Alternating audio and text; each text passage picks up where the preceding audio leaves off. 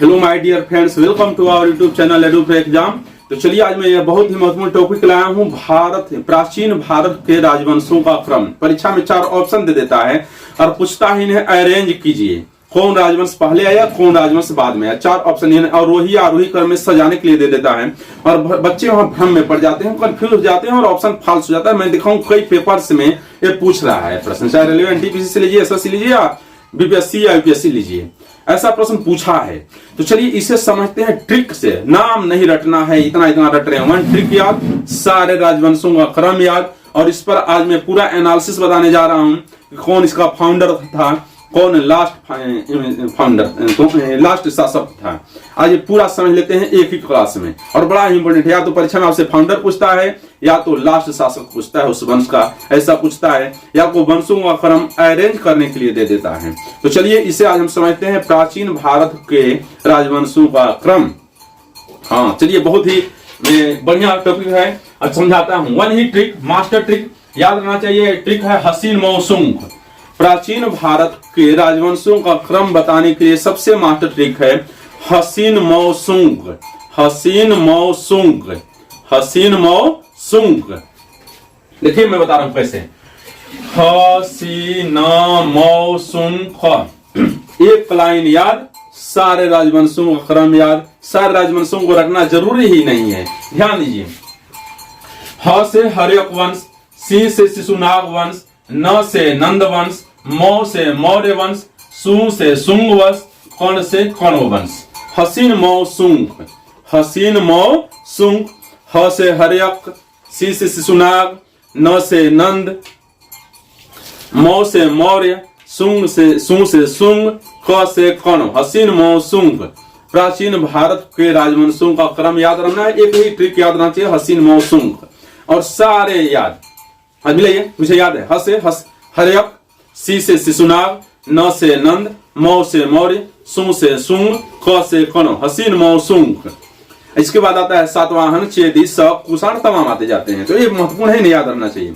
इनका आज मैं बता रहा हूं फाउंडर और लास्ट रूलर, दोनों समझ लेते हैं।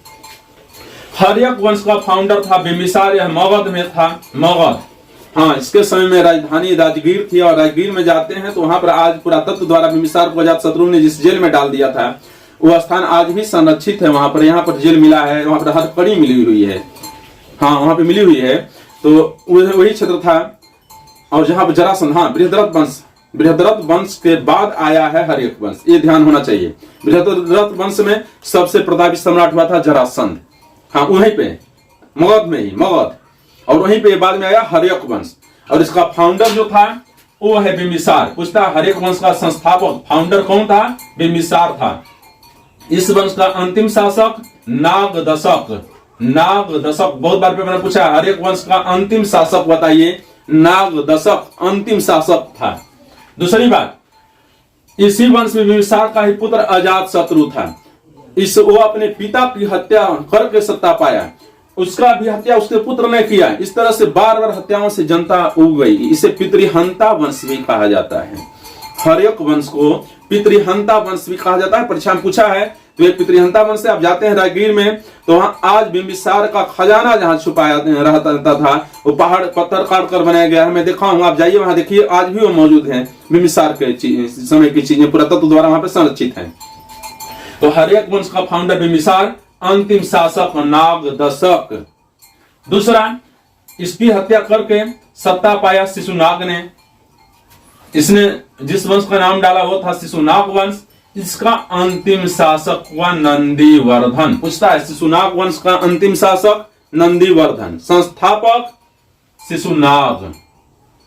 नंद वंश, नंद वंश का संस्थापक महापदम नंद, या इसे कहा जाता है उग्रसेन। महापदम नंद या उग्रसेन। अंतिम शासक घनानंद, बोला जाता है बहुत ही अत्याचारी था। इसी के समय में भारत पर सिकंदर का आक्रमण हुआ था, और इसी के दरबार में चाणक्य सहायता मांगने लिए गए थे, तो इसे उन्होंने अपमानित किया था, और उसी का परिणाम था उन्होंने चंद्रगुप्त मौर्य को तैयार किया और इनका पूरा साम्राज्य नष्ट करा दिया। घनानंद चंद्रगुप्त मौर्य के हाथों मारा जाता है और नया वंश का नींव पड़ता है इसके बाद मौर्य वंश। तो ध्यान दीजिए, घनानंद नंद वंश का अंतिम शासक और अत्याचारी शासक था। मौर्य वंश का फाउंडर चंद्रगुप्त मौर्य अंतिम शासक बृहद्रथ था, जिसकी हत्या कर दी पुष्यमित्र शुंग ने, और उसने नींव डाली शुंग वंश का। शुंग वंश का अंतिम शासक देवभूति, देवभूति की हत्या की वसुदेव ने, और इसने नींव डाला कौरव वंश का। इसका अंतिम शासक सुशर्मा। पूछता है कौरव वंश का संस्थापक founder Vasudeva, last ruler Susharma. Shunga वंश का founder Pushyamitra Shunga, last ruler Devabhuti. Nanda वंश का फाउंडर महापदम नंद, या इसे उग्रसेन भी कहा जाता है, लास्ट रूलर घनानंद।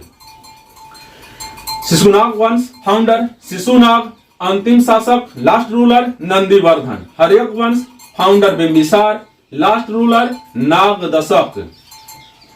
ये ध्यान देना है, मौर्य वंश का founder Chandragupta Maurya, last ruler Brihadratha. Satavahana वंश इसके बाद आया है, इसका फाउंडर था सिमुख, अंतिम शासक विजय। एक पूछा है प्रश्न, सातवाहनों की राजधानी कहां थी? प्रतिष्ठानपुरम। सातवाहनों की राजधानी थी प्रतिष्ठानपुरम। और ये ध्यान दिए, सातवाहनों ने ही ब्राह्मणों को जमीन दान में देने की प्रथा चलाई थी। सातवाहनों ने सबसे ज्यादा इन्होंने जमीन दान में दिया था, भूमि दान देने की प्रथा सातवाहनों ने चलाई थी। हाँ, ये चीज है। तो ये प्राचीन हसीन मौसम के यदि याद रहता है तो आप प्राचीन राजवंशों का क्रम आसानी से पकड़ लेते हैं। और इस पर मैंने एनालिसिस से पूरा चीज बता दिया, जिससे इससे कोई भी प्रश्न बने इससे बाहर आएगा ही नहीं, आप तुरंत पकड़ लेंगे। यदि वीडियो पसंद आया हो तो चैनल को लाइक, सब्सक्राइब और शेयर कर दीजिए, बेल आइकन दबा दीजिए, जिससे आने वाला हर अपडेट मिलता रहे। तो चलिए फिर मिलते हैं।